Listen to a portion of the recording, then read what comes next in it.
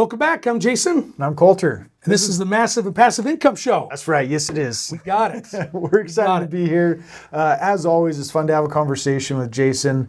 And we're talking about the ideal investment, which we believe is real estate. I believe it is. And as we talk about the ideal investment, it would be income, deductions, equity, appreciation, and leverage. And we've already talked about the income. We've talked about deductions. Yes, we have. So let's jump into equity. Okay, what do you like about equity? I'll tell you what, equity over the last 20 years has become my best friend. Equity has made me more money, and equity has done more for me probably than anything else. It really has. And I'm talking equity in every aspect of life. We want to talk about, real estate, but whenever you do anything that has or purchase anything that may have a benefit later, I consider that building equity.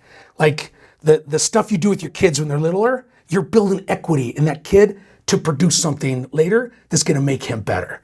And you put, you read books, you invest in yourself, and you become better. That's equity in yourself that you're building so that you are a better person later on or tomorrow or the next day. So I think equity is a big word that we can use for a lot of different things, but I want to focus on equity in real estate. And equity in real estate is when your property is worth more than what you owe on it. That spread is called equity. And there's so much power in the equity if you learn how to use it, from learn how to pay your house off early with velocity banking or your investment property, to take that money and leverage it and put it into another property.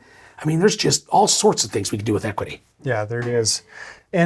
And the utilization of equity can be really powerful. And we'll talk about that more in leverage. Yeah. But how are you creating equity?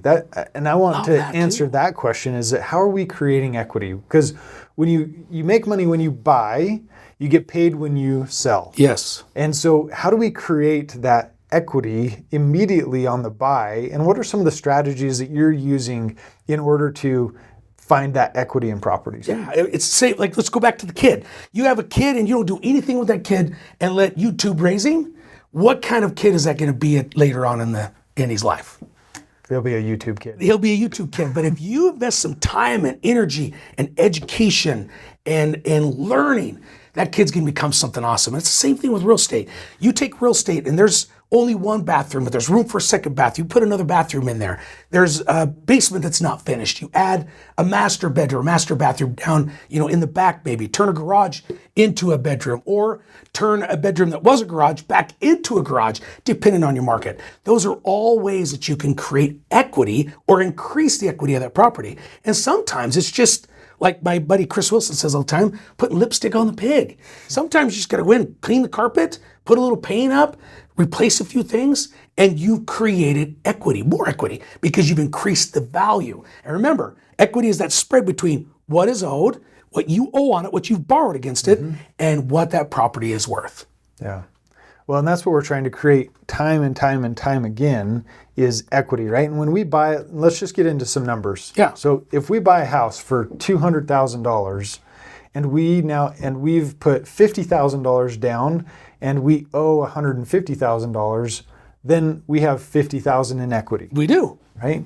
But if we buy it for $200,000 and it's worth $250,000, but we didn't put any money down, we just were able to leverage it completely at that $200,000 purchase price, we still have $50,000 in equity. Definitely.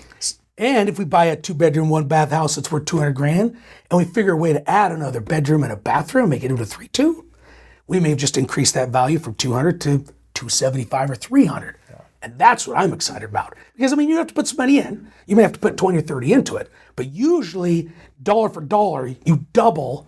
Usually, you put 30 in, you should get 60 out. That's what I try to do. You put 30 in, you get 60 out. You put 50 in, should get 100 out. So you get your 50 back and 50. Sometimes we do better. Sometimes we don't do as good, depending on the deal. But that's my goal, is to, what's that called? Dollar for dollar, or double my dollar? You're the finance guy. What would I call it? I want dollar for dollar back. There you go. But doubling my dollars is way better. I love that. Anytime you can double or triple, that's sign me up for double. Sign me up for triple. Quadruple's even better. Yeah. Well, in talking about quadruple or even doubling, I actually recently acquired a property, and it has 2 houses on 1 lot. And it looks like this should actually be at least 2 lots, but can have 3 lots according to the city code. Nice. So fun on this property is that, and I'll give you some basic economics, but these 2 houses can actually be turned into a duplex apiece, and I can split them to where it will now be 3 different parcels. And so having purchased 2 units can now become 4, can now then become 3 separate lots. And so I have something that's marketable to where if I want to hold on to these properties, I have 4 units that I get to market. And I've reduced my risk of having only purchased 1, because in my opinion, the first property that you ever buy is your riskiest one. Yes. For a couple of reasons. One is because you are lacking some knowledge and experience in actually having purchased real estate. And 2, because if you have 100% vacancy in that rental property, you're 100% vacant. But as soon as you own 2, 3, 4, 10 properties, if you have 1 vacancy, your rate of vacancy has gone down. And so the people that are still in there can still pay your mortgage payments. yes, they can. Yes. And so as I talk about, and let's come back to equity, is buying this one property that has 2 houses. We've been able to double its utility in the number of households that can be had on the property. But then we've been able to create equity through splitting the property, because now more than one buyer can come in to buy a lower price point per unit or per square foot. Yeah, I love that. So you bought a lot that has the ability to be 3 lots. You bought it as 1 lot with 2 houses on it. Yes. So that appraised out as a 1 lot, 2 houses. Mm-hmm. You split that into 3 lots, 3 houses, or 3 structures. You've just increased your value big time, because now you have 3 separate things. Because a 2-bedroom, 1 bath and a 2-bedroom, 1 bath buying under one transaction is worth good money. But if you could split that and sell a 2-bedroom, 1 bath by itself and a 2-bedroom, 1 bath by itself, you've increased the value both, right? Yeah. So say you buy it for $200,000, you can sell each one for $150 now. So now you're $300,000. Yeah. Love that. And if you sell that other 3rd lot for another $150 or $200, and that's just throwing numbers. A lot of people are like, well, that doesn't make sense. Well, it does. So and here's what's awesome is I learned the strategy of taking a 6-plex and splitting the 6-plex in half.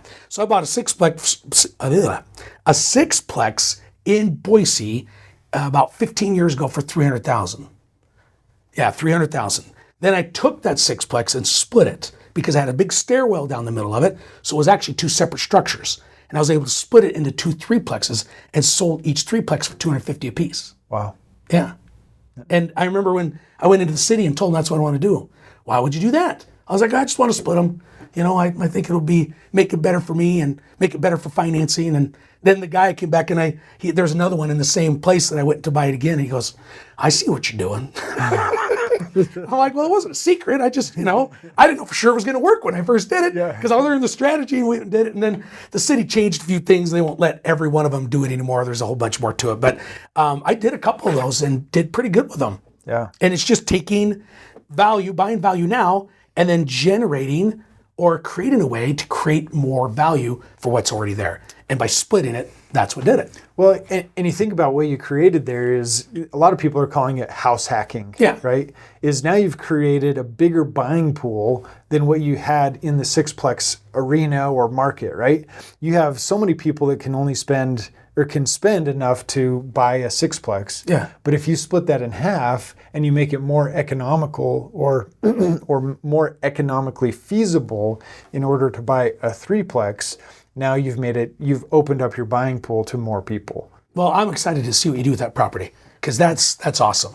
Whenever you can create something like that and create that much either income or potential equity, that's awesome. Yeah. So now I want to talk about equity in another light. Okay. So the last 3 years, 4 years, what do people do to increase or double the value of their home? What did most people do in Eastern Idaho over the last 3 years to create $100,000 to $200,000 in their home? They survived COVID. Exactly. Most people didn't do a thing. All they did was make their payments on time and live life.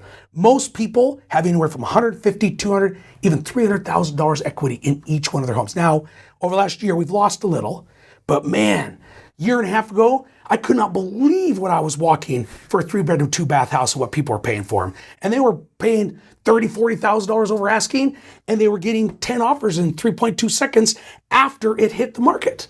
And so equity, everybody's equity just went through the roof. Now everybody's lost a little, but we haven't lost that first initial that we got in 21 and 22. We lost that bump in 23. Most people have lost that. Not all of it. Like if you got a $50,000 bump in 23, you may have lost 25, maybe you lost all 50. But most people have a ton of equity, and all they did was live life and make their payments on time. And that kind of equity is awesome, because all my rental properties on U2, they all increased by just having tenants in there and me maintaining my properties and just doing the things that I normally do. I didn't go add a bathroom, I didn't add a roof, I didn't add a bedroom, I didn't replace the carpet. All I did was just make the payments on it and keep them full. And the silent equity is what we call appreciation. And that I really want to talk about in our next episode. Awesome. Because that's the next letter. Well, let's do it. All right. Thanks for tuning in.